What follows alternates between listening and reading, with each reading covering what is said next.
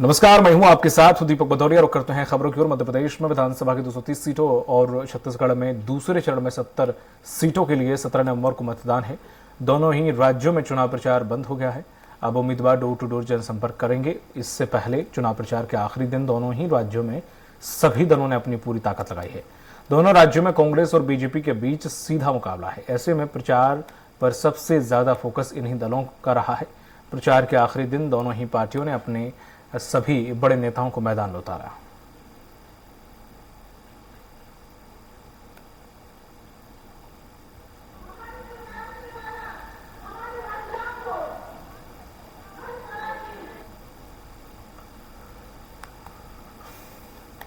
मध्य प्रदेश में विधानसभा की 230 सीटों पर, छत्तीसगढ़ में दूसरे चरण में 70 सीटों के लिए 17 नवंबर को मतदान होगा।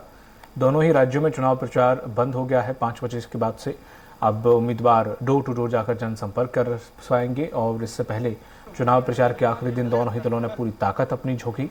दोनों राज्यों में कांग्रेस और बीजेपी के बीच सीधा सीधा मुकाबला है। ऐसे में प्रचार पर सबसे ज्यादा फोकस इन दोनों ही पार्टियों ने किया। प्रचार के आखिरी दिन दोनों ही पार्टियों ने अपने अपने सभी बड़े नेताओं को मैदान में उतारा।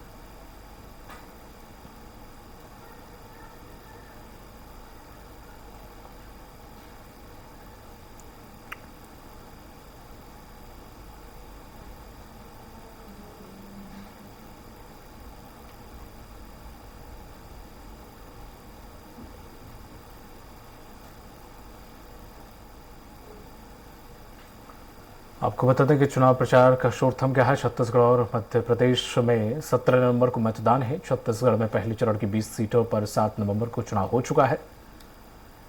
एमपीसीजी में सभी दिग्गजों ने अपनी पूरी ताकत झोंक दी है। अमित शाह, सीएम योगी, नरेंद्र सिंह तोमर, सीएम धामी, हेमंत बिस्वा शर्मा, तमाम लोगों ने प्रचार प्रसार किया। खड़गे, प्रियंका गांधी और कमलनाथ ने कांग्रेस की कमान संभाली।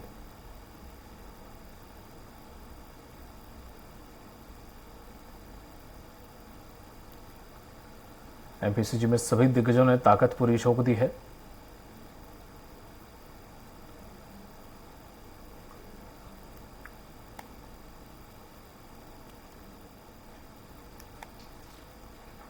आज 5 बजे से चुनाव प्रचार थम गया है। अब सिर्फ जो प्रत्याशी हैं वो डोर टू डोर ही संपर्क कर पाएंगे। 22 जिलों की 70 सीटों पर मतदान होगा। छत्तीसगढ़ के रण में अगर बात करें तो 70 विधानसभा क्षेत्रों में कुल 958 उम्मीदवार मैदान में हैं, जिसमें से 827 पुरुष, 130 महिला और एक थर्ड जेंडर उम्मीदवार मैदान में। 1,63,14,479 मतदाता मतदान करेंगे।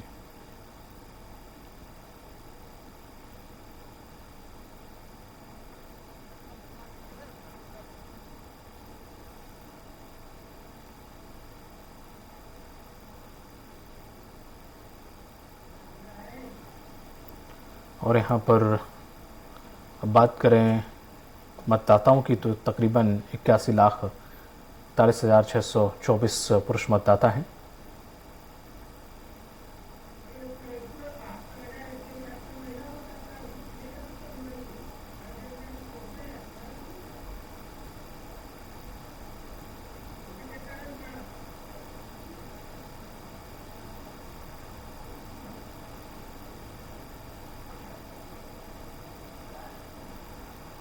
इक्यासी लाख 41,624 पुरुष मतदाता हैं। वहीं महिला तकरीबन 81 लाख के तकरीबन है और 684 थर्ड जेंडर मतदाता हैं।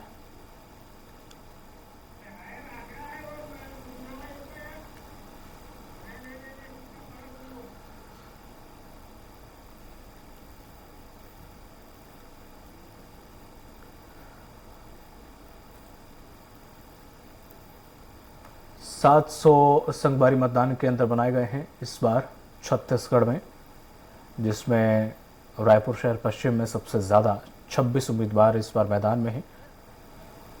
70 सीटों पर चुनाव होने वाला है। डौंडी लोहारा सीट पर सबसे कम 4 उम्मीदवार मौजूद हैं। पाटन सीट से सीएम भूपेश बघेल उम्मीदवार हैं। यह हाई प्रोफाइल सीट है। क्योंकि इस पर जोगी भी हैं। 700 संगवारी मतदान केंद्र बनाए गए हैं।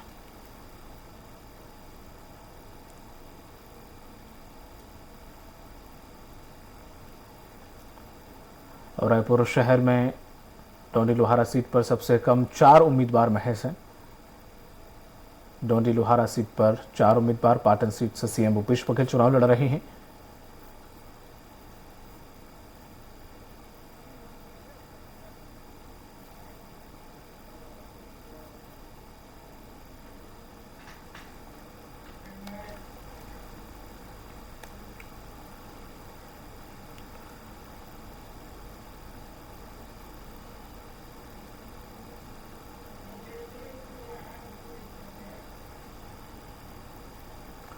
पासण सीट से यहां पर सीएम भूपेश बघेल हैं। हेमंत शर्मा जुड़ गए हैं। हेमंत शर्मा, हेमंत, जिस तरह से अगर बात करें रायपुर की, तो रायपुर में सबसे ज्यादा हाई प्रोफाइल सीट पर मुकाबला कहां कहां देखने को मिल रहा है, और साथ ही ये भी मैं जानना चाहूंगा कि ऐसी कौन सी सीट है जहां पर त्रिकोणीय मुकाबला देखने को मिल रहा है, या फिर तीसरा व्यक्ति बीजेपी या कांग्रेस का खेल बिगाड़ सकता है?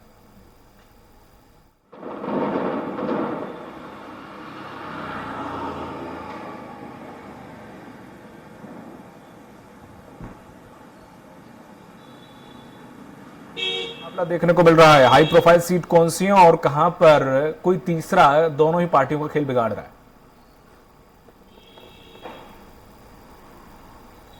हेमंत, एक बार सवाल दोहराइए दीपक। हेमंत, रायपुर की अगर बात करें सबसे पहले, उसके बाद हम पूरे 70 विधानसभा सीटों की संभागवार बात करेंगे। सबसे ज्यादा हाई प्रोफाइल सीट्स कौन सी हैं और कहां पर कोई तीसरा दोनों ही पार्टियों का समीकरण बिगाड़ रहा है?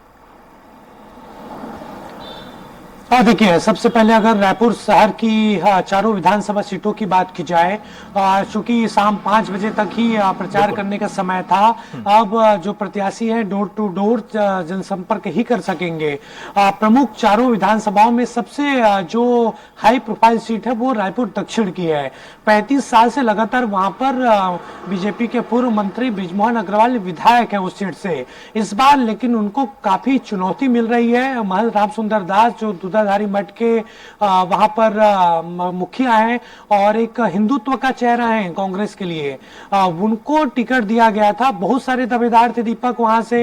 सन्नी अग्रवाल का नाम था, महापौर एजाज ढेबर को उतारने का प्लान वहां पर था, लेकिन अंत में बृजमोहन अग्रवाल के सामने उस इलाके से महंत रामसुंदर दास को मैदान में उतारा गया है। 2 बार वो विधायक भी रह चुके हैं। तो दिलचस्प लड़ाई खासतौर पर रायपुर दक्षिण में देखने को मिल रही है। हमेशा चाहे 2018 के विधानसभा चुनाव की बात करें, 2013 के विधानसभा चुनाव की बात करें या 2008 के विधानसभा के चुनाव की बात करें, हर बार बड़े लीड से बृजमोहन अग्रवाल वहां से जीते हैं। लेकिन इस बार जिस तरीके से महंत रामसुंदर दास को टिकट मिलने के बाद कार्यकर्ताओं ने मेहनत की है, कार्यकर्ताओं ने घर घर जाकर जनसंपर्क किया। इसके अलावा जो दावेदार थे वहां प्रत्याशी के लिए, उन्होंने भी मदद की है सीधे तौर पर महंत रामसुंदर दास के साथ, और इसलिए वहां पर इस बार जो लड़ाई है एक तरफा बिल्कुल नहीं है। लेकिन एक सीट और है रायपुर उत्तर, जहां पर कुलदीप जुनेजा जो वर्तमान विधायक है उनको कांग्रेस ने फिर से मौका दिया।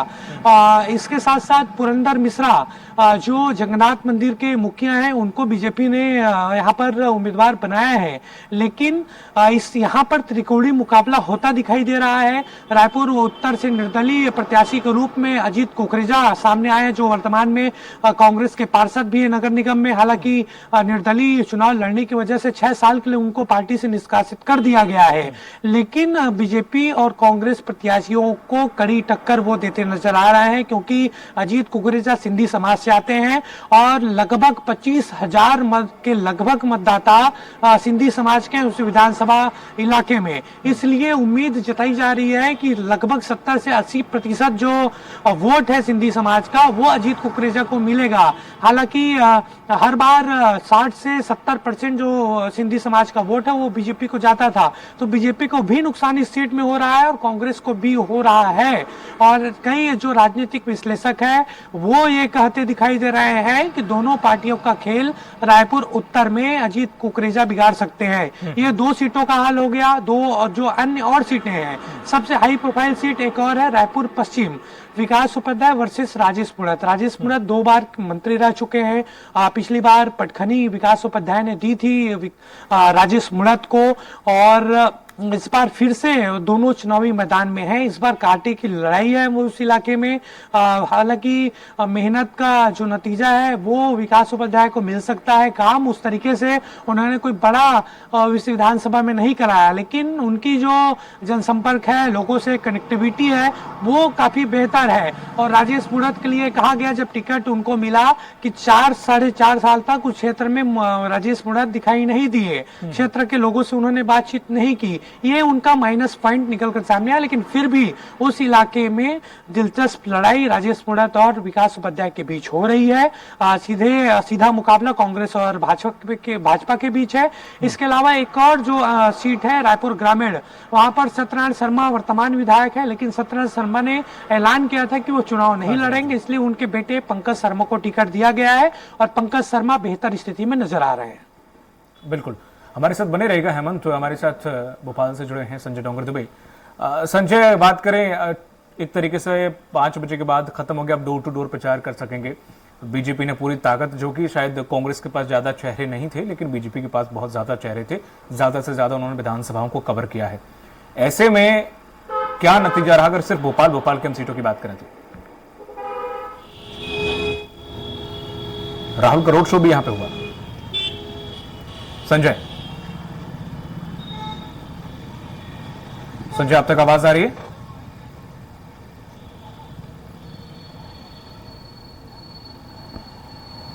संजय से संपर्क नहीं हो पा रहा है। हेमंत हमारे साथ लगातार बने हुए हैं। हेमंत, बाकी 70 सीटें ठीक है, जो होगा समीकरण वो अभी हम जानेंगे, लेकिन एक सीट बड़ा दिलचस्प लगी और कमाल की बात यह है कि पाटन में अजीत जोगी यहां पर जिस तरह से उन्होंने सीएम के वकील के खिलाफ खड़े हुए हैं, क्या लग रहा है, किस सोच के साथ वो उनके खिलाफ खड़े हुए? क्या वो जताना चाह रहे थे और कितनी खतरे में है उनकी विधायकी अगर देखा जाए तो? क्योंकि सीएम भूपेश बघेल के सामने खड़ा होना बड़ी बात हो जाती है और फिर एक तरीके से अपना बलि देने जैसा कुछ है, लेकिन फिर भी हो सकता है क्या वाकई वो वहां पर दमखम रख रहे हैं या फिर सिर्फ ऐलान किया और अपनी कुछ जीत का दम दिखाने की कोशिश की उन्होंने? क्या करना चाह रहे हैं वो वहां से? देखिए दीपक, पाटन को लेकर कई जो राजनीतिक विश्लेषक हैं, खासतौर पर वहां के जो स्थानिक पत्रकार हैं, उनका भी कहना है कि एक तरीके से पाटन से लड़कर अमित जोगी ने राजनीतिक भूल की है। अच्छा। और 2018 में जरूर जोगी कांग्रेस ने काफी अच्छा प्रदर्शन किया था, 7 सीटें उनकी आई थी, लेकिन उस समय अजीत जोगी थे। लेकिन अजीत जोगी के निधन के बाद एक तरीके से पार्टी टूट गई थी। अमित जोगी ये दिखाना चाह रहे हैं कि पार्टी उनकी मजबूत है, वो सीएम के खिलाफ लड़ सकते हैं और एक बेहतर दावेदारी वहां पर पेश कर सकते हैं। लेकिन जो समीकरण है पाटन का वो इस तरीके से नहीं है। सीधी टक्कर वहां पर विजय बघेल वर्सेस भूपेश बघेल है और भूपेश बघेल वहां पर अभी भी लीड की स्थिति में है। इस तरीके से वहां पर काम कराया गया है मुख्यमंत्री भूपेश बघेल के द्वारा। दीपक, सड़कों का जाल एक तरीके से उस इलाके में बिछाया गया मुख्यमंत्री ने। वहां पर नल जल योजना पूरे हर गांव में फैली हुई है। हेमंत, यहाँ पे थोड़ा सा आपको रोकना चाहूंगा, मैं आपके पास लौटूंगा। एक बार हमारे पास जुड़ गए हैं फिर से संजय डोंगर दुबे। संजय, जिस तरह से चुनाव प्रचार थम चुका है और अगर बात भोपाल की सीटों की करें तो क्या स्थिति है? राहुल के रोड शो का कितना असर हुआ? संजय, ठीक है, संजय से संपर्क नहीं हो पा रहा है। जी हेमंत, बात रखें। अरे फोन पेज क्यों नहीं कर रहे हो यार? जी हेमंत,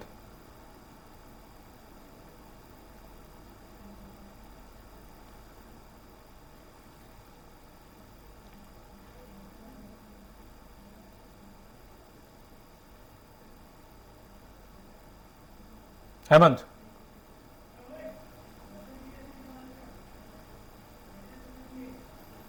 ठीक है, एक बार हमारे साथ फिर से जुड़ गए हैं संजय डोंगर दुबे। संजय, जिस तरह से चुनाव प्रचार थम गया है, क्या स्थिति है भोपाल की अगर सभी सीटों की बात करें तो?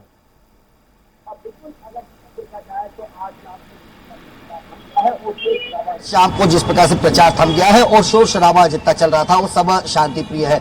आज की बात करूं तो सारे जितने भी प्रत्याशी है वो आज घर घर जाकर, क्योंकि अब उनकी एक कहा जाए कत्ल की रात शुरू होती है कि हर प्रकार से नजर रखना भी आज से प्रत्याशियों की शुरू हो जाएगा। घर घर जाकर आज वो जनसंपर्क करेंगे, कोई ढोल धमाका नहीं, शांति प्रिय तरीके से शांति के साथ आज घर घर जाकर और ग्रुपों में जाकर आज से उनका प्रचार शुरू होगा।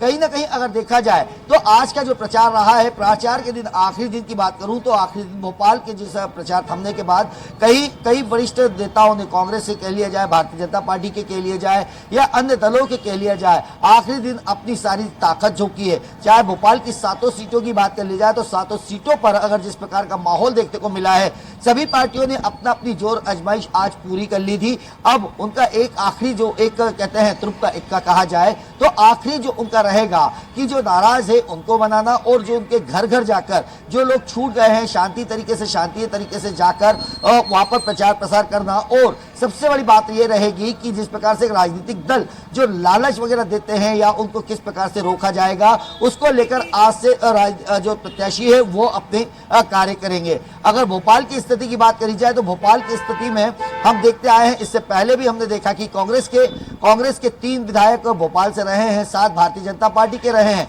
तो कहीं ना कहीं इस बार का 7 सीटों पर जो है एक कांटे की टक्कर देखने को मिल रही है। हर प्रत्याशी दूसरे प्रत्याशी से अपने आप को कमजोर नहीं है आंक रहा है और अपनी पूरी ताकत के साथ इस विधानसभा चुनाव में मैदान में है। अगर देखा जाए तो हम भोपाल के सभी क्षेत्रों की, भोपाल की 7 सीटों की बात करें तो हर प्रत्याशी, क्योंकि अगर कांग्रेस की बात करें या भारतीय जनता पार्टी की बात करें तो भारतीय जनता पार्टी ने जिस प्रकार से पूर्व के जो चार जो विधायक रहे हैं उन्हें पूर्व का टिकट दिया है, वहीं अगर कांग्रेस की बात करूं तो कांग्रेस ने भी अपने पुराने साथी और एक जो उत्तर से हैं, उत्तर के आरिफ अकील के बेटे को टिकट दिया है। यानी कहीं ना कहीं कहा जाए तो कांग्रेस ने भी पुराने ही विधायकों पे अपना विश्वास जताया है।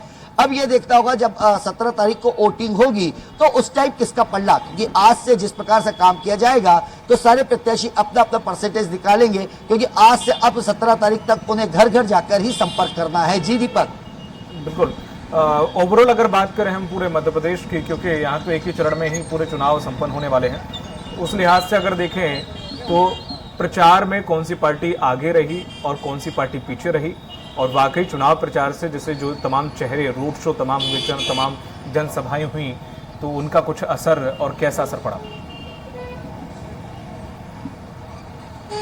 बिल्कुल दीपक, अगर बात की जाए जिस प्रकार से हम दोनों पार्टी, राजनीतिक पार्टियों में कांग्रेस की बात कर ले, भारतीय जनता पार्टी की बात कर ले, आप की बात कर ले, बहुजन की बात कर ले, अन्य दलों की और निर्दलों की भी बात करेंगे, तो कहीं ना कहीं प्रचार की जब हमने देखा है तो कांग्रेस बीजेपी तो अव्वल रही है। कहीं ना कहीं आपने भी अपनी पूरी ताकत, जिस प्रकार से कहा जाए तो प्रचार को लेकर अपनी ताकत को पूरी तरीके से झोंका है। वहीं हम बहुजन की बात करें तो बहुजन ने भी अपनी ताकत झोंकी है।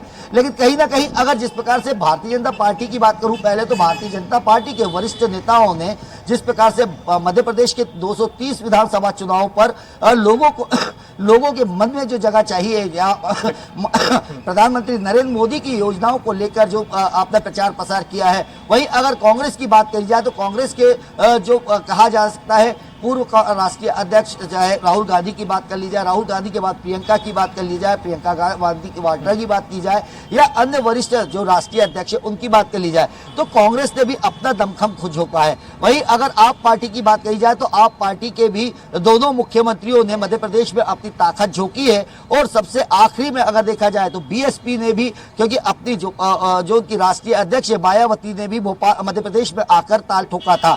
अगर हम सारी पार्टियों की बात करें तो सभी ने अपने अपने दावे किए हैं, लेकिन कांग्रेस और भारतीय जनता पार्टी की सबसे ज्यादा सभाएं हमें देखने को मिली गई है और उन्हीं के प्रचार प्रसार में हमें सबसे ज्यादा जोर देखने को मिल रहा है। जी दीपक। ठीक है, बने रहिए हमारे साथ। हेमंत, जिस तरह से देखें, जैसे आप पार्टी में अरविंद केजरीवाल यहाँ आए और उसके बाद अखिलेश यादव ने भी मिर्ची बाबा के लिए काफी कुछ थोड़ा करने की कोशिश की और 2 सभाएं उन्होंने भी की, और उसके बाद लगभग सभी पार्टियां, बसपा, मायावती ने भी 1-2 सभाएं की। तो क्या छत्तीसगढ़ में इन पार्टियों का कोई वजूद है? यहाँ पर क्या पहुंचे कोई नेता अपने चुनाव प्रचार के लिए, या कहीं खाता वाता खुल सकता है? कुछ ऐसी उम्मीद? और देखिए छत्तीसगढ़ में कोई इस तरीके से संभावना नहीं दिख रही है दीपक। जरूर आम आदमी पार्टी के जो संयोजक है अरविंद केजरीवाल और पंजाब के मुख्यमंत्री भगवत मान ने दौरा किया था बिलासपुर में, अकलतरा में, बस्तर के पहले चरण के 2-3 सीटों पर उनकी चुनावी सभा हुई थी। लेकिन एक आध सीट को अगर छोड़ दिया जाए तो बाकी सीटों पर उस तरीके से टक्कर देती नजर नहीं आ रही है आम आदमी पार्टी, क्योंकि जो 33 जिले हैं वहां पर संगठन उस तरीके से खड़ा नहीं हो पाया है अभी भी। और संगठन का विस्तार जरूर यहाँ के जो प्रभारी हैं संजीव ओझा उन्होंने करने की कोशिश की, लेकिन उस तरीके से स्थिति फिलहाल दिखाई नहीं दे। और अकलतरा जांजगीर चांपा इलाके का जिले का एक अकलतरा विधानसभा सीट है, वहां पर जरूर टक्कर देती नजर आ रही जेपी कांग्रेस और जोगी ऋचा जोगी वहां पर चुनाव लड़ रही है। तो वहां पर जो मुकाबला है, चौतरफा मुकाबला वहां पर देखने को मिल रहा है। लेकिन बाकी जो अन्य सीटें हैं वहां पर सीधा मुकाबला बीजेपी और कांग्रेस के बीच ही है।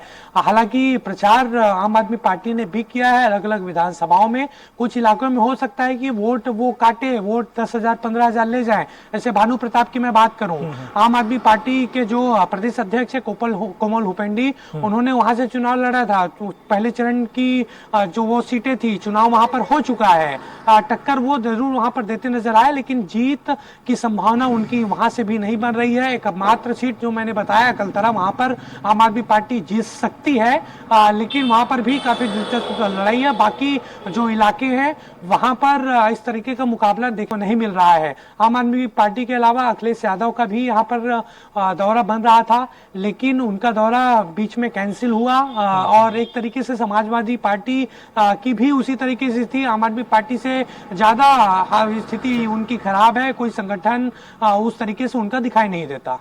बिल्कुल हेमंत, एक आखिरी सवाल संजय आपसे, क्योंकि जिस तरह से जो सवाल वहां था कि आपको इस बार कहीं ना कहीं ये लग रहा है कि कुछ जगहों पर यहाँ अच्छी मार्जिन में आ सकती है, कि अच्छा खाता खोल सकती है आप, और बसपा तो शायद पहले से 1-2 सीट उनके पास रही है। क्या जिस तरह से आपने उम्मीद लगाई है, जिस तरह से अरविंद केजरीवाल ने जो अपनी बातें रखी संजय, उससे क्या लगता है कि क्या एक बढ़त साबित कर पाएगी यहाँ पर आप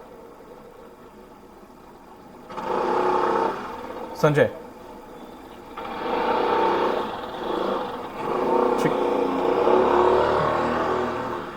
ठीक है, चलिए बहुत बहुत शुक्रिया हमारे साथ हेमंत आपको जुड़ने के लिए, और संजय डोंगर दुबे आपका भी बहुत बहुत शुक्रिया हमारे साथ जुड़ने के लिए। तो जिस तरह से हमने ये जाना कि 5 बजे के बाद हालांकि प्रचार खत्म हो गया, डोर टू डोर रहे क्या है।